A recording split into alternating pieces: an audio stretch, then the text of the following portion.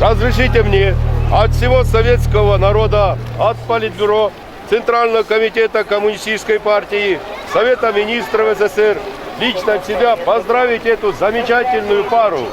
Спасибо. Законных браков, пожелать им крепкого сибирского здоровья, кавказского долголетия, любви. Любите друг друга, уважайте друг друга, уважайте своих родителей. Совет вам да любовь, дорогие.